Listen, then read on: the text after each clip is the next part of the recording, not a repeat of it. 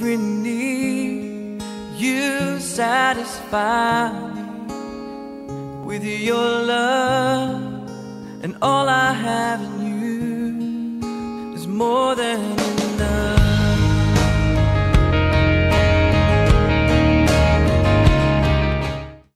할렐루야.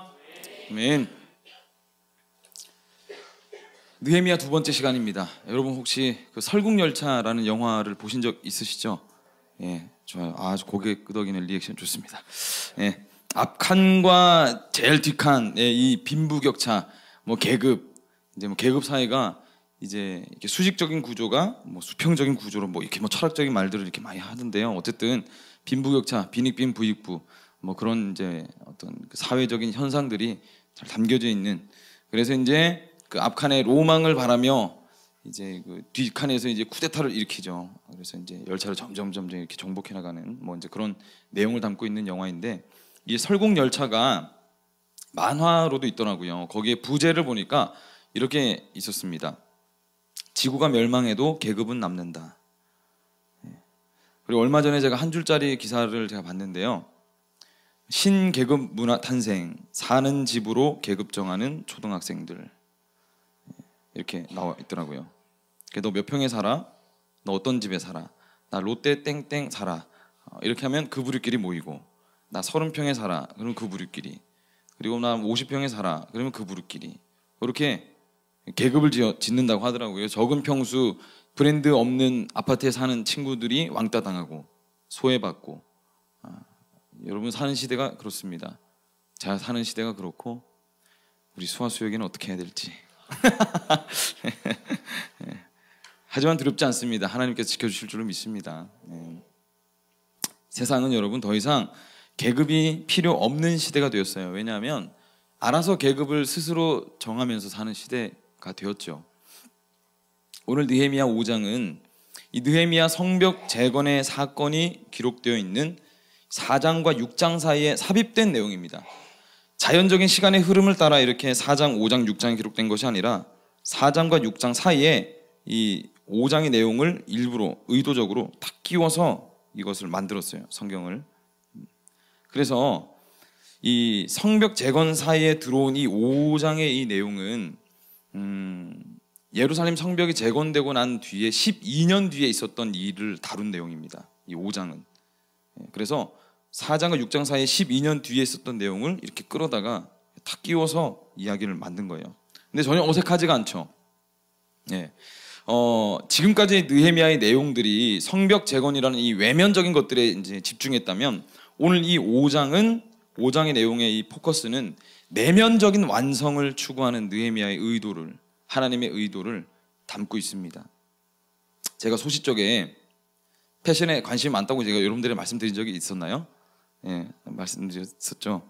운동도 좀 하고 옷에도 좀 관심이 많았고, 머리 염색도 하고 뭐 사서 입고, 제가 20살 적 20대 사진을 보면 머리를 고데기로 쫙 일자로 펴서 막 이렇게, 아니 이럴 게 아니라 사진을 한번 보시죠. 예.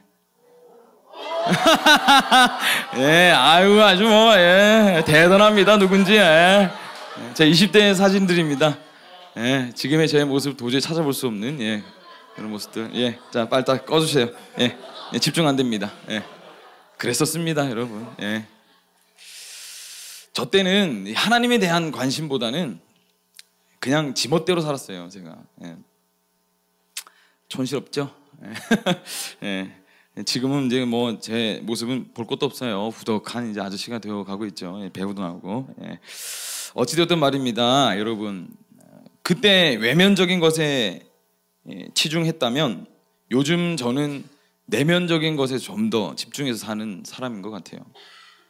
저 20대 때 제가 만약 저렇게 지멋대로 사는 것이 아니라 멋대로 사는 사람이 아니라 내면적인 것에 저 때 좀 더 집중했었더라면 지금 제가 좀 더 훌륭한 사람이 되어 있지 않았을까 하는 그런 아쉬움이 있습니다. 20대를 살아가는 청년 여러분, 그리고 30대를 살아가는 청년 여러분, 아직 늦지 않았습니다. 내면적인 것에 집중하시기 바랍니다. 뭐 지는 뭐 아주 못 부릴 거 다 부려놓고서는 뭐 이제 와서 그죠? 어찌됐든 여러분, 이스라엘 당시 오랜 기간 흉년이 지속되었던 그런 기간이 있습니다. 성경에뿐만이 아니라 다른 역사책에도 극심한 흉년이 들었다라고 기록하고 있어요. 이 시기에 대해서 이스라엘뿐만이 아니라 내외적으로 경제 사정이 아주 좋지 못했습니다. 이런 어려운 때에 가장 고통받는 사람들이 여러분 누구일까요? 외면적으로 보자면 가지지 못한 자들이겠죠. 가지지 못한 자들. 1절에 보니까 그때의 백성들이 그들의 아내와 함께 크게 부르짖어 그들의 형제인 유다 사람들을 원망하는데, 그때 유다 사람들을 원망합니다. 외부적인 성벽이 갖추어지고 그렇게 살아가던 어느 날 내면적 위기가 이제 닥쳐오기 시작했습니다. 이스라엘 백성들이 원망을 하는데 그 대상이 자신들의 형제인 유다 사람들이었어요. 공동체에서 가장 큰 위기를 여러분 손꼽으라고 한다면 사실 외부적인 위협이나 위기가 아니라 내부적으로 와해가 찾아오고 문제가 찾아왔을 때 그것이 가장 큰 위기라고 할 수 있습니다. 왜냐하면 외부적으로 문제나 위기가 찾아오면 그것이 도리어 결속하고 하나 되어지는데 큰 역할을 할 수 있어요. 내부적으로 문제가 찾아오면 공동체는 위험한 겁니다. 1절에 보니까 그들의 아내와 함께 크게 부르짖었다라고 하죠. 제가 여러분들에게 유대 문화에 대해서 누차 얘기해서 이제 알고 계시겠지만 당시에 이 여자는 어디서 이렇게 얘기할 수 있지 못했습니다. 당시에는. 그런데 여자가 나서서 크게 부르짖었다라고 했습니다. 그 말은 생계의 가장 최전선에서 이제 아이들을 먹여 살리고 있는 이 주부가, 여성이 이렇게 뛰쳐나와서 부르짖었다 할 정도면 이것은 우리가 상상하는 것 이상으로 그 가정의 형편이 굉장히 어려웠다라는 것을 이제 드러내는 것입니다. 그런데 그 원망의 대상이 누구입니까? 사마리아 사람들, 외부에 있는 사람들 때문이 아니라 같은 형제, 같은 유대인들이었습니다. 왜 원망했습니까? 2절로 4절까지 한번 보겠습니다. 2절로 4절 다 같이 읽어볼까요? 시작.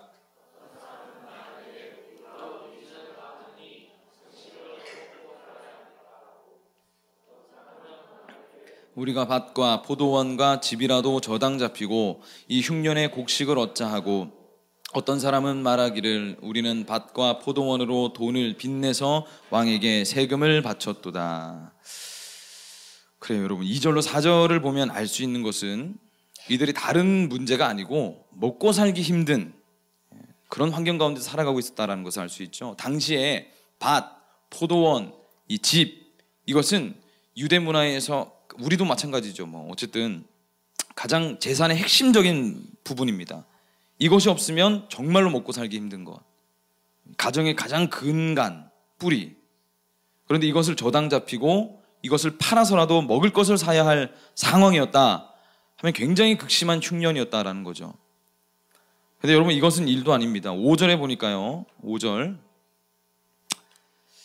우리 육체도 우리 형제의 육체와 같고 우리 자녀도 그들의 자녀와 같거늘 이제 우리 자녀를 종으로 파는도다. 우리 딸 중에 벌써 종된 자가 있고 우리의 밭과 포도원이 이미 남의 것이 되었으나 우리에게는 아무런 힘도 없도다.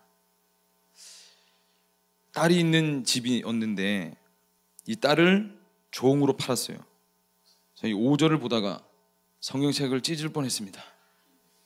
만약에 내 딸을 내 환경이 어렵다고 종으로 파는 그런 지경에 이르렀다면 이 부모된 자로서의 마음이나 정신이 과연 올바를 수 있었을까? 그런데 부모님이 자식을 내어줬겠습니까? 주변에서 너 이렇게 먹고 살기 위해서는 너 자식도 많잖아, 딸이라도 이렇게 노예서 팔아 라고 하는 사람들이 있었겠죠. 그런데 그것을 이스라엘 백성들 중에 좀 잘 사는 사람들, 부자들이 귀인 그런 짓을 하고 있었다라는 것이죠. 다른 사람도 아니라 이스라엘 백성들이 말입니다. 우리가 쉽게 생각하면 우리도 같은 한 민족인데 성만 다르죠. 성 다르고 그럼 나 다 남이잖아요. 남인데 그런 게 하는 거 자연스러운 거 아닌가라고 생각할 수 있겠습니다. 하지만 이스라엘 백성들은 그렇게 생각할 수 없었어요. 왜냐하면 율법에 명시되어 있었습니다. 이스라엘 백성들은 상호 간의 관계를 한 형제이다라고 규정했습니다. 하나님께서. 그래서 그들은 한 형제였어요. 태어난 환경이나 핏줄은 다르지만 하나님께서 딱 정해두셨습니다. 너희는 한 형제다 라고 말입니다. 그리고 이 형제끼리에서는 어려움에 처했을 때 마땅히 도와야 되고, 돈이나 양식을 빌리는 경우에는 이자를 취해서는 안 된다라고 딱 하나님께서 못 박아두셨어요. 율법으로. 그런데 이스라엘 백성들이 여러분 왜 이렇게 되어버린 걸까요? 하나님 율법이 그렇게 명시되어 있었음에도 이스라엘 백성들이 그것을 따르지 않았습니다. 왜 그랬을까요? 성벽이 여러분 허물어지고 이스라엘이 멸망하면서 흩어지며 살아온 세월이 70년 가량 되었습니다. 그동안 이스라엘 백성들은 하나님의 원리대로 살지 않고 세상의 원리대로 살았어요. 세상의 원리. 당연히 여러분 율법이 요구하는 약자 보호 정신은 흔적도 찾아볼 수 없고, 세상에서 하는 동족 간에도 이자를 취하는 것을 당연히 여기는 원리를 선택하며 살아오기 시작한 것입니다. 에스겔서 18장 13절 말씀을 보면 이렇게 기록되어져 있어요. 별일을 위하여 구워주거나 이자를 받거나 할진대 그가 살겠느냐? 결코 살지 못하리니 이 모든 가증한 일을 행하였은즉 반드시 죽을지라 자기의 피가 자기에게로 돌아가리라. 같은 한 형제끼리 구워줬을 때 이자를 받거나 하면 그는 가증한 일을 행하였기 때문에 하나님께서 반드시 죽일 것이다 라고 말씀하셨습니다. 이것이 약자 보호의 율법인데 하나님께서 이것을 지키지 않는 삶의 행태는 대표적인 타락의 행태로 보셨어요. 그래서 즉결 심판에 넘겨주겠다라고 명시해 놓으신 겁니다. 아주 엄중하게. 절대로 이 타락의 양상이 드러나게 하지 말라라고 하나님께서 말씀하셨죠. 그래서 동족이, 같은 형제가 돈을 꾸러오면 무이자로 돈을 빌려줘야 했습니다. 그런데 현실적인 이익에만 여러분 눈이 멀어서 형제를 불쌍히 여기는 마음을 다 잃어버렸다는 거예요. 아무리 성벽이 건축되어지고 겉으로 보기에 번듯하면 뭐합니까? 자기 형제 하나 챙기지 못하는데요. 그 공동체가 어떻게 신정 공동체, 하나님이 세운 공동체일 수 있겠느냐 하는 말입니다. 그러면 짐작하시죠? 이제 시작할 겁니다. 여러분 우리 청년부는 어떻습니까? 우리 청년부. 우리는 여러분 잘하고 있어요. 잘하고 있습니다. 지금 잘하고 있습니다. 제가 여러분 전부를 아직 만나보지는 않았지만 개개인적으로 제가 만나서 얘기를 나눠보면 이 바른 방향을 가지고 있고 또 가지려고 애쓰고 하나님 앞에서 씨름하며 살려고 하는 청년부가 우리 온누리 교회 청년부인 줄 믿습니다. 제가 본 것은 그래요. 그 고백들을 제가 들었습니다. 그래서 저는 소망이 있다라고 생각해요. 그래서 여러분 잘 하고 있습니다. 하지만 2018년도에는 한 걸음 더 전진하라라는 도전을 던져주고 싶습니다. 우리 청년부 공동체 내에서 여러분 이 말씀에 빗대서 가진 자, 부유한 자 누구일까요? 오래전부터 청년부 공동체, 우리 온누리교회 청년부 공동체 내에 소속되어져 온 사람들, 리더들, 임원들이죠. 하나님의 은혜를 일찍부터 깨우치고 살아온 사람들입니다. 제가 잘 알고 있어요. 같이 밥 먹고 있거든요. 요즘 한 사람씩. 이 리더, 임원부터 해서 리더들 여러분 정말 복된 자들입니다. 시온의 대로를 걸을 줄로 믿습니다. 그러면 이 먼저 된 자들이 하나님이 원하시는 대로 행해야 한다면 무엇을 해야 할까요? 각자가 생각하는 바가 다 다르겠지만 저는 우리 공동체라는 이 큰 틀에서 본다면 먼저 된 자들은 나중된 자들을 반드시 챙겨야 한다는 겁니다. 제가 여러분 청년부 공동체에 와서, 우리 청년부 공동체에 와서 이 부분을 놓고 정말 기도하고 해결해 달라고 하나님께 간구하고 있는 중에 있습니다. 말로만 여러분 하나가 아니라 정말로 하나 된 공동체가 되자는 거예요. 특히나 여러분이 마지막 때를 살아가고 있는 우리에게 정말로 필요한 것이 하나 된 공동체입니다. 하나 된 공동체. 그러려면 우리가 하나 된 공동체가 정말로 되려면 익숙함과 여러분 편안함을 버리셔야 합니다. 그리고 예외가 없어야 돼요. 예외가. 헨리 나우엔이 한 말 중에 이런 말이 있습니다. 가치 있는 것 대부분은 부딪혀야 얻을 수 있다. 가치 있는 것 대부분은 부딪혀야 얻을 수 있다. 제 성격은요, 원래 그럴 수 있는 저는 사람이 아닙니다. 저도 그럴 수 있는 사람이 아닙니다. 저도 아니었어요. 하고자 하고 기도하면 하나님이 하십니다. 이 원리를 잘 알고 있어야 돼요. 이것이 하나님의 원리입니다. 하나님의 원리. 세상의 원리는 내가 잘해야 할 수 있고 내 능력 따라 하는 거죠. 하나님의 원리는 다릅니다. 하나님의 원리는요, 내가 그것을 위하여서 기도하며 나아갈 때, 하나님 앞에 나의 부족함을 고백하고 구하며 나아갈 때 하나님께서 하신다라는 거예요. 저는요, 여러분, 이 도전을 청년을 넘어선 분들에게는 이렇게 직선적으로 잘 얘기하지 않습니다. 이미 생각이 굳어지고 마음이 굳어져서 제가 말씀을 드려도 하려고 잘 안 하세요. 산부 청년들 잘 들으십시오. 일부 청년들 딴 생각하지 말고 잘 들으세요. 졸고 있는 사람 좀 없죠? 잘 들으셔야 됩니다. 집중해서. 2부는요, 예외가 없죠. 어딜 빠지려고 뭐 그런 생각도 안 했는데 막 얼척이 없고 막 그렇죠. 당연히 하려고 그랬는데. 청년의 때가 여러분 중요한 것은 이제 우리가 사고력도 있고 그리고 결단력도 있고 자기 어느 정도 철학도 있습니다. 그리고 철도 들었어요. 철 들었죠. 철 들었죠. 아직도 뭐 부모님한테 막 그러면 안 됩니다. 하나님 뜻대로 삶을 바꿀 수 있는 절호의 기회예요. 청년의 때가. 그 사진 보셔서 아시잖아요. 그렇게 여러분 하시면 안 됩니다. 머리 이렇게 그럼 셀 모임이 끝나고 이제 잘 한번 들어보세요. 제가 도전을 던져드립니다. 이제 셀 모임이 여러분 끝나면 한 4시 반쯤 되잖아요. 그죠? 셀 모임이 끝나고 편한 사람들끼리 모여서 얘기하고 같이 밥 먹으러 가자, 커피 한잔 하자 그렇게 하지 마시고요. 이제는 한 달에 한 번도 좋고 2번 좋습니다. 물론 이 모임도 필요해요. 이 모임을 하지 말라는 것이 아닙니다. 여기에 더해서 한 번도 인사해 본 적 없는 청년에게 가서 인사들을 건네보고 얘기하고 해보는 겁니다. 여러분, 우리가 청년 모임이 한 100명 남짓 되는데 아직 이름도 모르는 청년들이 있으시죠? 있잖아요. 왜 그러세요? 사실 인사도 한 번 안 해본 청년이 있을 거예요. 분명히 있을 겁니다. 왜 우리가 이걸 가만히 두고 있었을까요? 당연히 해야 되는 걸 알고 있었는데, 제가 요즘 매주 적어도 우리 청년 4사람에게서 많게는 6사람, 6명 정도 청년을 만나고 있습니다. 뭐 저랑 친한 청년 한 사람도 없어요. 그런데 이제 온 지 4개월 차인데 제가 누구랑 이렇게 막역하게 막 이렇게 하고 하겠어요. 그런데 만나는 겁니다. 만나는 거예요. 할 이야기는 없는데 만나본 우리 리더부터 쭉 하고 있거든요. 우리 청년들은 알겠지만 별거 없어요. 청문회 비슷하게 합니다.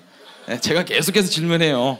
아니면 이렇게 오는 게 없으니까요. 어떻냐, 저쩌냐, 이거는 어때, 저거는 어때. 밥 먹으려고 하면 질문하니까 밥도 못 먹고 아무튼 그렇습니다. 어쨌든 그래요. 한 번 밥 먹었다고 또 친해지겠어요. 그렇게 한 번, 2번 만나는 게 중요한 겁니다. 아무것도 이게 아닌 것 같은데 만나고 밥은 꼭 안 먹더라도 만나서 얘기하고 과자라도 야 먹을래? 그래서 얘기 나누고 제가 믿습니다. 제가 촌스러워가지고 제가 여러분 그렇게 해야 그렇게 만나야 친해질 건덕지가 생기죠. 그렇게 친해져 가는 겁니다.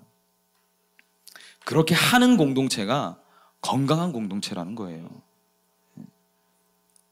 지금 우리 셀원들끼리도 지금 안 친한데요. 여러분 벌써 상반기에 중반이 넘어갔습니다, 여러분. 아직도 그러면 어떡해요. 그리고 여러분 저에게도 좀 다가와 보세요, 여러분. 어렵게만 생각하지 마시고요. 저 사람 청년부 목사, 그 정도만 그렇게 뭐 그 정도만 알고 있다면 이게 참 제 가슴이 찢어집니다, 여러분. 제가 여러분 목사님 저 밥 사주세요, 얘기 좀 들어주세요. 이게 최소한의 노력입니다. 그 말 딱 한마디만 저에게 와서 해주세요. 나머지는 제가 청문회 시작하겠습니다. 그때부터. 제가 나머지는 제가 다 할게요. 한마디만 딱 와서 목사님 저 밥 사주시고 저 얘기 좀 해주세요. 저랑 저 고민이 있어요. 이 말 딱 한마디만 던지면 됩니다. 그리고 저 웬만하면 교회에 있거든요. 월요일은 제가 조금 쉬는 날인데 부르시면 가겠습니다. 하지만 부르면 가겠습니다. 제가 화요일부터 해서 저 주일까지 교회에 거의 웬만하면 있어요. 웬만하면 9시 넘어서까지 있으라고 하면 있을게요. 예. 언제든지 똑똑똑 해서 문 딱 열고 얼굴만 딱 내미세요. 끝입니다. 그러면 제가 바로 갈게요. 제가. 여러분만 하라는 것이 아닙니다. 저도 할 거예요. 저도 하겠어요. 제가 말은 뭐 번지르르하게 못하는데 듣는 거는 아주 기가 막히게 잘 듣습니다. 제가 한 3시간, 4시간 들으라고 해도 잘 들을 수 있어요. 저 아주 특화되어 있습니다. 듣는데. 그래서 여러분 친한 사람들끼리 모여서 우리가 얘기하는 것도 정말로 좋은데 정말 좋습니다. 정말 보기 좋습니다. 다른 우리가 좀 커뮤니티를 좀 확장시켜 나가야 합니다. 그것이 제가 원하는 것이 아니라 하나님께서 원하시는 것입니다. 저는 뭐 도저히 그렇게 할 힘도 없고 뭐 여력도 없어요. 그럼 그래서 누군가가 여러분에게 다가가야 하는 거예요. 그래서 이 도전이 필요한 겁니다. 우리는 뭐 소속감이 없다, 이것도 없다, 저것도 없다 우리가 하기 이전에 우리가 그 없는 것을 하는 주인공이 되면 됩니다. 그것을 하나님께서 여러분들에게 알게 하시는 건 그것으로 불평을 하라는 것이 아니라 그것을 여러분이 하길 원하시기 때문이에요. 다른 사람들이 못 보는 걸 내가 본다. 그거를 네가 하나님께서 그 사람이 하나님께서 그를 통하여서 하길 원하시는 것이기 때문에 그 사람 눈에만 유독 보이는 거예요.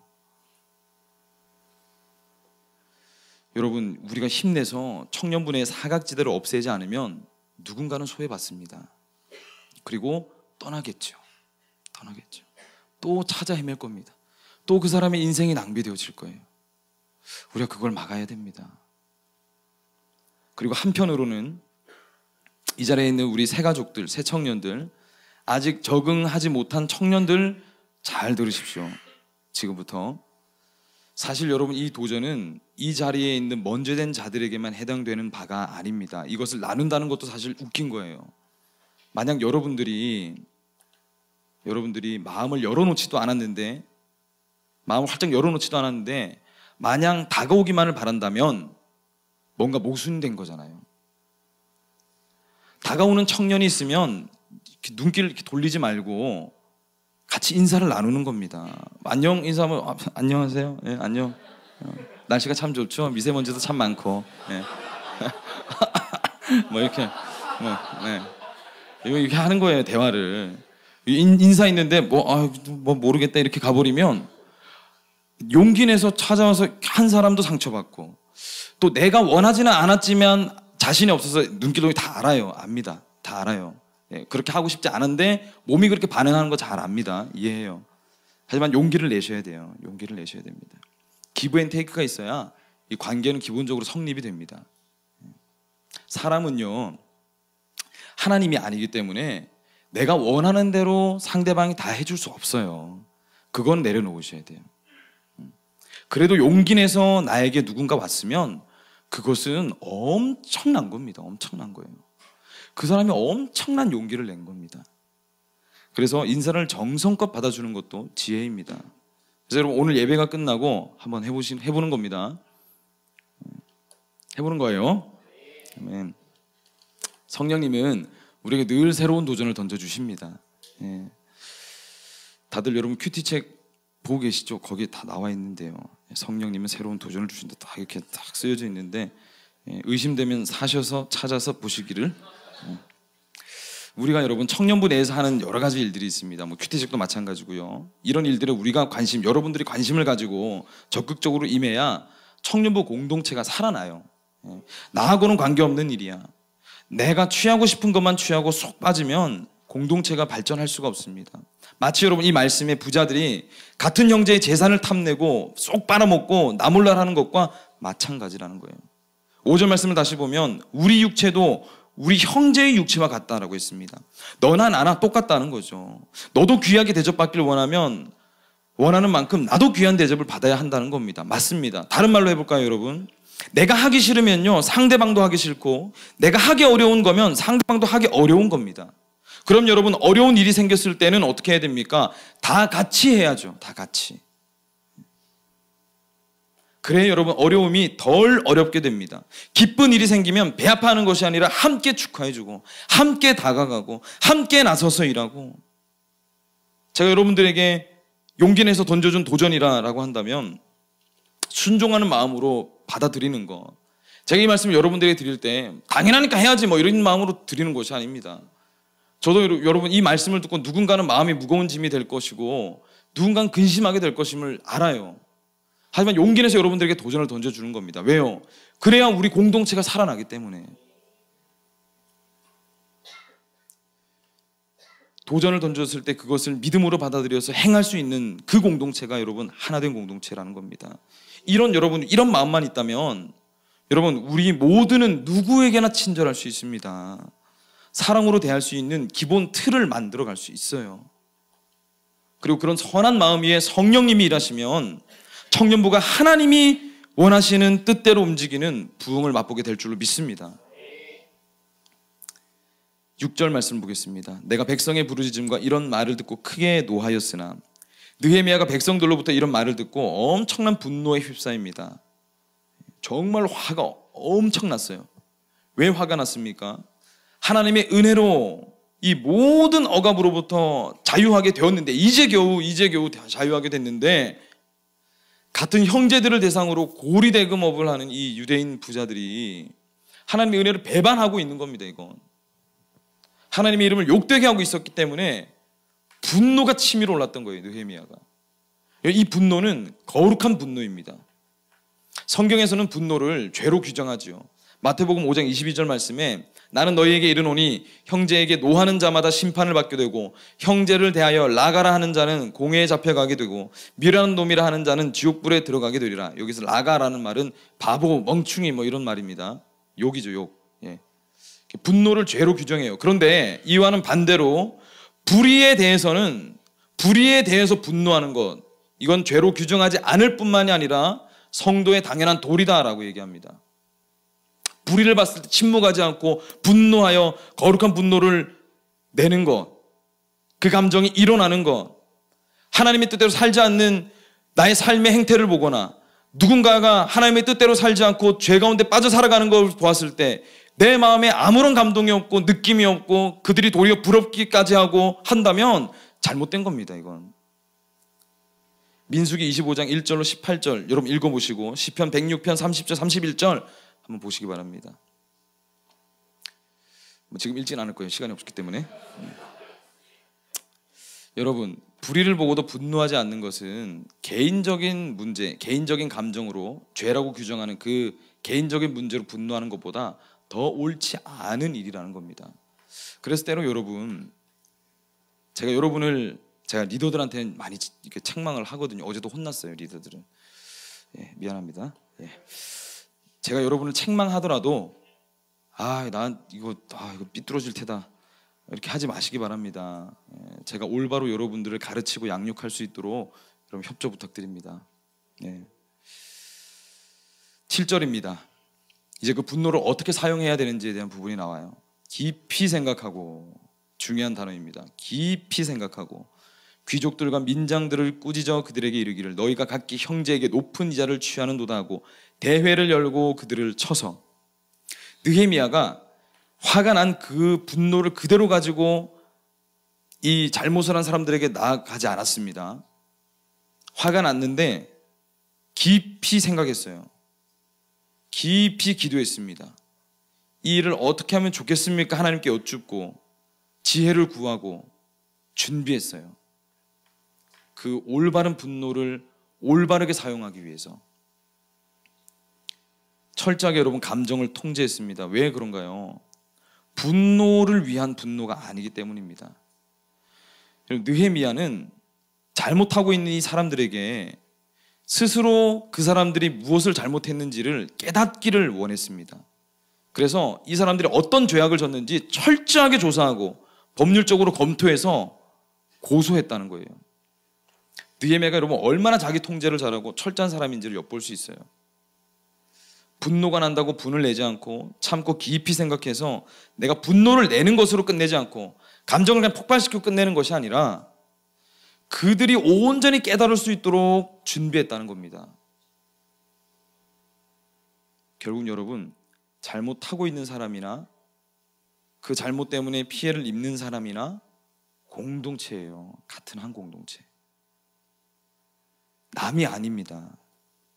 깨달아서 돌아올 수 있다면 그것이 최선인 거예요. 하나님의 뜻을 위한 책망과 분노였어요. 성숙한 분노는 여러분 이런 분노입니다. 잘 되지 않겠죠. 특히 20, 30대 잘 되지 않습니다. 감정을 컨트롤한다는 것이 어렵습니다. 하지만 그래서 청춘의 때에 도전해볼 만한 것입니다. 나를 위한 분노가 아니라 너를 위해 사용하는 지혜로운 분노가 되기를 소망합니다. 8절에 그들에게 이르기를 우리는 이방인의 손에 팔린 우리 형제 유다 사람들을 우리의 힘을 다하여 도로 찾았거늘 너희는 너희 형제를 팔고자 하느냐 더구나 우리의 손에 팔리게 하겠느냐 하며 그들이 잠잠하여 말이 없기로. 잠잠했습니다. 느헤미야는 이 책망하는 단계를 두 단계로 나눠서 했어요. 첫 번째는 개인적으로 잘못한 사람을 찾아가서 책망했습니다. 잘못했다, 돌아와라. 2단계, 우리가 이렇게 다 같이 모였을 때 다시 한 번 더 그 문제를 가지고 그들을 책망했어요. 한 번 더 잘못을 집어서 얘기했습니다. 그런데 사실 여러분, 이 정도까지 하면 한 번도 아니고요, 두 번까지 이렇게 하면 대개는 느헤미야, 뭐 네가 뭔데? 이렇게 할 수 있어요. 이 인간의 자연스러운 감정의 반응입니다. 그런데 그들이 잠잠하여 말이 없다라고 했어요. 어떻게 이럴 수 있었을까? 이 사람들이 고리대금할 정도면 양심의 화인이 맞아서 어두워질 대로 어두워진 상태입니다. 그런데 느헤미야의 이 책망을 듣고 잠잠해서 말이 없었어요. 고분고분 말을 듣고 있었다는 거죠. 하나님이 역사하셔서입니까? 맞습니다. 하나님이 역사하셨어요. 그리고 또한 여러분, 이 일이 가능했던 이유는 바로 느헤미야의 평소의 삶의 태도였기 때문입니다. 태도가 있었어요. 그것이 원인이었습니다. 본이 되는 삶이 뒷받침되었기에 아무 말도 할 수 없었던 거예요. 느헤미야가 예루살렘으로 돌아와서 12년이 지나는 동안 이스라엘 사람들로부터 본이 되는 삶을 지속해서 살고 있었다는 겁니다. 이 말을 해도 이 사람들이 당연히 들을 정도로 철저하게 그 삶을 잘 하나님 앞에 살아오고 있었다는 거죠. 9절에 내가 또 이르기를 너희의 소행이 좋지 못하도다. 우리의 대적 이방 사람의 비방을 생각하고 우리 하나님을 경외하는 가운데 행할 것이 아니냐. 저도 마찬가지고 여러분들도 마찬가지입니다. 삶의 본이 되고 행함이 따라야 말이 통하는 거예요. 말이. 나는 내가 할 거 다 하면서 거룩한 하나님의 사람인 것처럼 하면 안 통합니다. 말이 안 먹혀요. 그렇게 살면서 남들을 책망해도 할 수 있는 거죠. 내 행동은 못 고치고 또 이 말을 들어서 여러분, 그러면 나는 신앙생활 하는 거 숨기면서 살아야 되겠다, 이렇게 결단을 한다면 아주 그냥 혼나야죠. 아주. 예. 여러분, 살이 썩어가고 있는데 그걸 가만히 내버려 두면 목숨을 잃습니다. 그래서 여러분, 행함이 없는 믿음은 누구를 살릴 수 있는 믿음이 아니기 때문에 죽은 믿음인 거예요. 마지막 절입니다. 13절. 내가 옷자락을 털며 이르기를 이 말대로 행하지 아니하는 자는 모두 하나님이 또한 이와 같이 그 집과 산업에서 털어버리실지니 그는 곧 이렇게 털려서 빈손이 될지로다 하며 회중이 다 아멘하고 여호와를 찬송하고 백성들이 그 말한 대로 행하였느니라. 이스라엘 백성들이 참 소망이 있는 겁니다. 이 13절을 통해서 이 느헤미야가 옷자루 이렇게 탁탁 털면서 너희들이 지금 내가 한 말대로 행하지 않으면 너희들이 가지고 있는 모든 기업을 하나님께서 뺏어갈 것이고 너희들은 망하게 될 것이야 라고 했습니다. 그랬을 때 이 자리에 있던 모든 백성들이 아멘 했습니다. 아멘. 그리고 그대로 행했어요.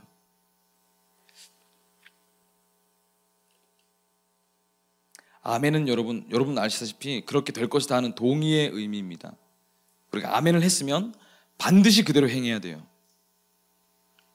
여러분들 이제 우리 청년부 공동체에 여러분의 마음과 생각과 행동을 좀 더 적극적으로 사용할 수 있기를 소망합니다.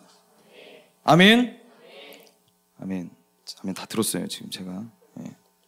어떤 분은 여러분 이런 말을 들으면 아니 뭐 무서워서 아멘 할 수가 있겠나 이거 이렇게 생각하는 분들도 있겠어요. 예. 사실 여러분 이것은 느헤미야도 마찬가지고 무서워하라고 얘기한 말씀이 아니라 성도라면 당연히 아멘으로 화답해야 합니다. 예. 우리가 하나님의 사람이라면 당연히 아멘 해야 되는 거예요. 아멘하고 이번 한 주간을 아멘 한 대로 결단한 그대로 살아내는 것이 신앙 고백입니다. 신앙 고백. 고백한 대로 사는 삶.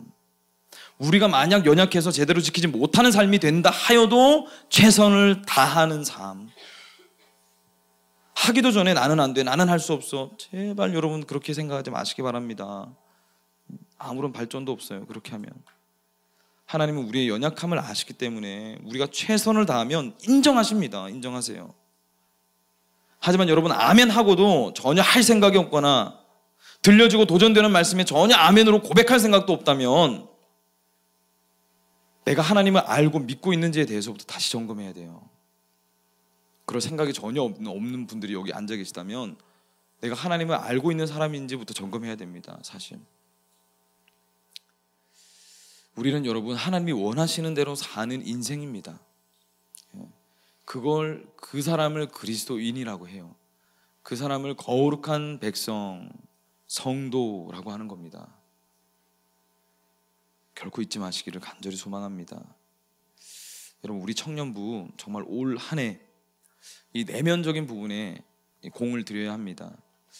제가 여러분들에게 말씀을 드렸는지 모르겠는데요, 제가 우리 청년부에게 원하는 바가 하나 있습니다. 전 청년 리더화입니다. 전 청년 리더화.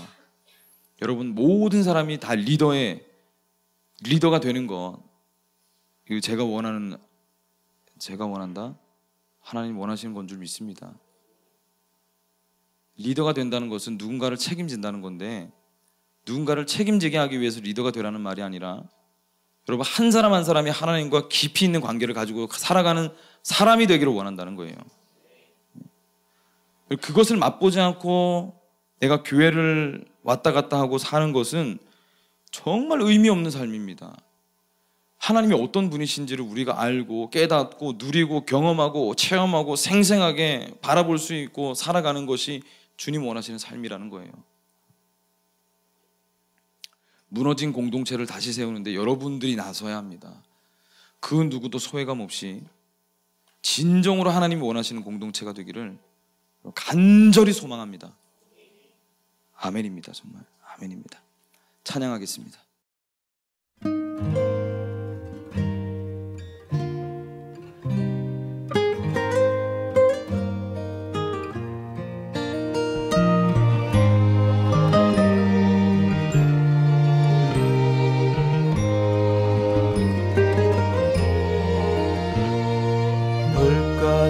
예배당에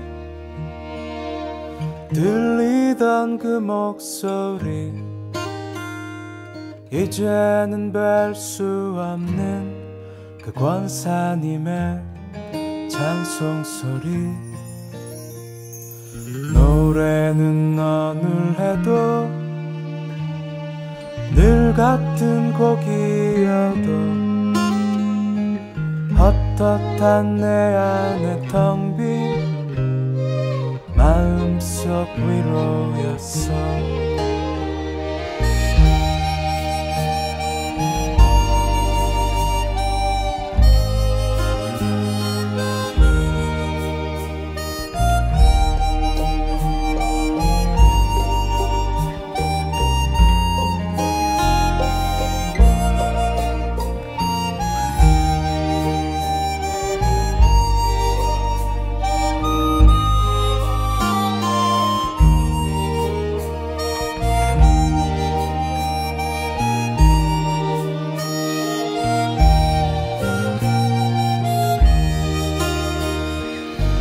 그렇듯 노래는 내게로 와 날 지나쳐 흐르는 동안 저기 저 망치의 깃발처럼 내 일상에 나부끼고 그렇듯 찬송은 내게로 와 오히려 나의 삶이 되고 여기 내 곁에 이 기타처럼 날 노래할 수 있게 해 그 안에 가득 고인 날 향한 주님 사랑 비탈길 갔던 내 모습 여기쯤 오게 했지